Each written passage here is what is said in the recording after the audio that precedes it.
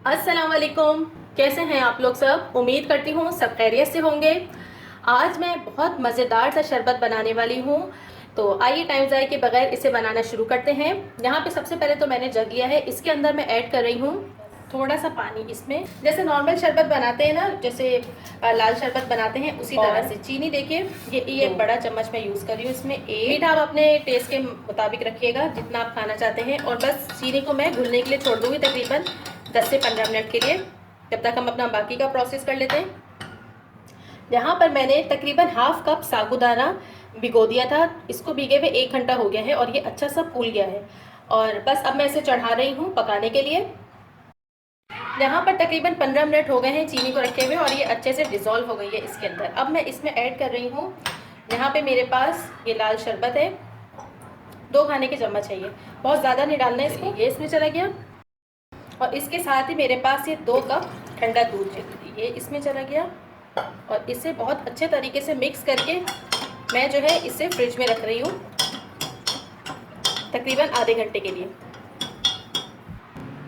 यहाँ पे देखिए हमारा साबूदाना भी पक के तैयार है, ये देखिए। अब इसे मैं ड्रेन कर लूँगी, गर्म हो रहा है बहुत ज़्यादा ये।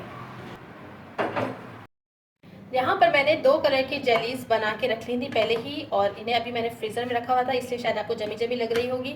इसके अलावा मैंने ये तुक मलंगा है, इसे भी तकरीबन 1 से 1.5 घंटा हो गया है और ये अच्छे तरीके से फूल गया है। मैंने भिगो के रख दिया था इसको भी।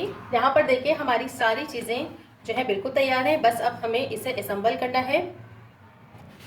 यहाँ पे सबसे पहले हम इसमें जेली ऐड करेंगे। आप इसमें बर्फ़ भी ऐड कर सकते हैं।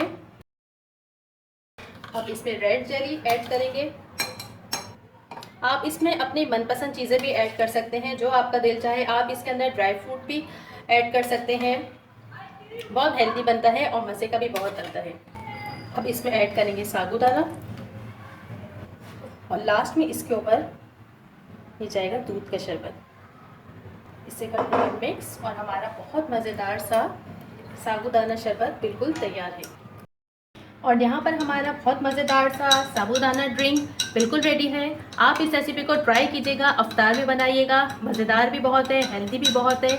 मुझे दुआ में याद रखिएगा। फिर आऊँगी एक नई रेसिपी के साथ। खुदा हाफिज़।